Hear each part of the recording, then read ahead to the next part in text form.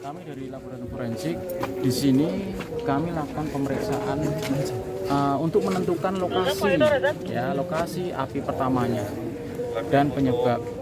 Hasil-hasil yang kami dapat di lapangan akan kami bawa ke laboratorium. Nantinya satu pintu akan kami sampaikan kepada penyidik yang memanggil kami. Seperti itu, Bapak-Bapak. Sampel yang diambil untuk sampel-sampel yang diambil ada beberapa, ada kami ambil kabel instalasi listrik, ada abu arang, dan ada beberapa yang nanti kami duga itu kaitannya dengan kebakaran itu sendiri. Terima kasih ya. Terima kasih. Nasi juga ya, Pak? Ya, gimana? Tadi ada penanak nasi juga. Iya, seperti itu. Itu yang diambil barang-barangnya bagian depan atau mungkin kalau itu kami sisir semua bagian, cuma kami temukan di bagian tengah. Gitu dulu ya. Yang paling parah tadi sebelah mana, Pak? Nanti kami sampaikan. Pak Sinten Pak. Ya, saya AKBP Setiawan, Kasubit Fisika Komputer Forensik. Oke. Ya.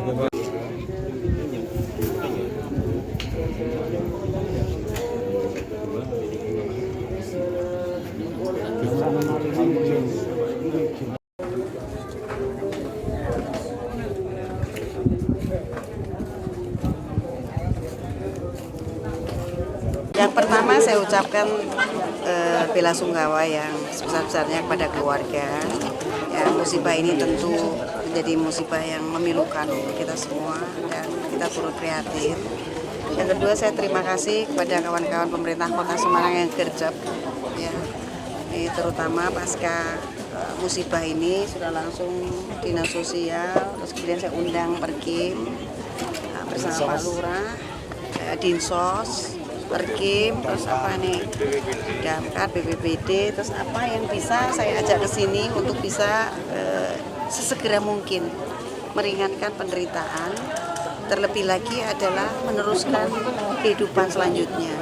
Saya tadi juga pasrahkan ke Pak RW dan Pak RT, tapi karena Pak RT sedang bekerja, intinya keluarga ini saya mintakan supaya tetangga kanan kiri guyup rukun untuk membantu pemulihan. Nanti Perkim akan bangun rumah dari BPD. Dilalah kok kita tuh menyiapkan dilalah. Biasanya kan kalau RTLH itu 20 juta. Itu aku nggak tahu ini Pak Yudi sama saya itu bisa klik bener. Oh ya, kita harus menyiapkan yang untuk pembangunan dari nol yang masyarakat memang sangat membutuhkan. 40 juta, menurut saya cukup lah. Nanti kalau nggak cukup di dalamnya dan lain sebagainya, saya akan berusaha untuk mencarikan bantuan-bantuan dari pihak swasta, ya, para sahabatnya pemerintah Kota Semarang, dan mungkin dari berbagai macam CSR dan lain-lainnya yang akan kita bantukan supaya yang penting warga yang kena musibah ini heal dulu ya, sembuh tidak hanya secara fisik tapi juga secara psikologis. termasuk anak korban yang masih. Iya betul. Nanti kita lihat, mungkin Dinas Pendidikan harus turun untuk melihat bagaimana urusan pendidikan anak-anaknya. Gitulah. Bu, imbauan Bu biar kejadian serupa tidak terulang. Dari laporan polisi kami dapatkan bahwa pemicunya adalah listrik. Yang dengan kabel-kabel yang mungkin tidak sesuai dengan kapasitas sehingga menimbulkan konslet kemudian terbakar. Nah, malangnya kebakaran itu terjadi di malam hari. Konslet itu terjadi di malam hari di mana seluruh penghuni rumah itu tidurnya. Ya, ada pemicu-pemicu lain tadi yang ternyata ada sepeda motor yang bensinnya full tank dan lain sebagainya.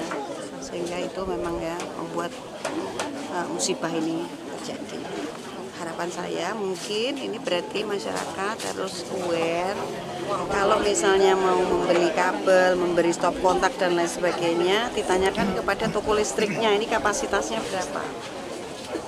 Kalau toko listrik kan pasti paham nih, atau ada tetangga kanan kiri yang ngerti. Ini menjadi pelajaran berharga untuk kita ya. Benar-benar ini. Jadi sesederhana kita berpikir seolah-olah ini oke, ternyata tidak oke. Listrik ya, sambungan listrik itu menjadi pelajaran kita semua. Hati-hati terhadap itu. Awal ya, 26 ya. Dimulai bisa. Oh, oke. Yang itu ya 40 juta tuh ya.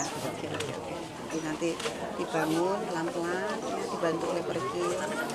Tapi mungkin ya setelah proses dari kepolisian selesai mengambil sampel dan lain-lain. Sementara itu keluarga ini kan butuh tempat. Nah ini Dinsos komunikasikan dengan Pak Lurah. Mana Pak Lurah? Pak Lurah, Pak Priyo.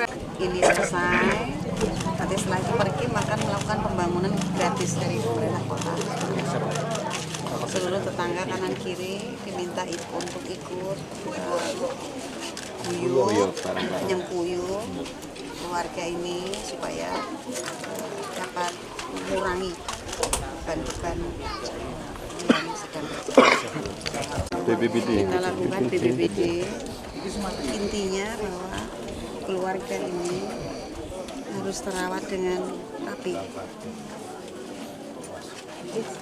Dan ini tugasnya Pak Lurah nih bersama Pak RW dan Pak RT-nya seluruh warga yang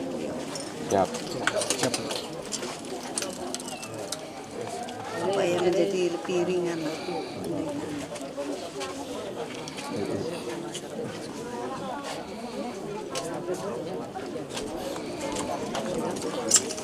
Ini kepanjangan atur nuwun saja. Ya, pastikan kamu mau jadi apa? Mau jadi pemain futsal? Wah, hebat. Berarti olahraga makan yang banyak. Ya. Harus pinter-pinter cari. Mana ada klub, ada kompetisi. Latihan. Badannya harus agak wowok. Hah? Oh, kalau pemain olahraga, kalau olahragawan ada menunya ya.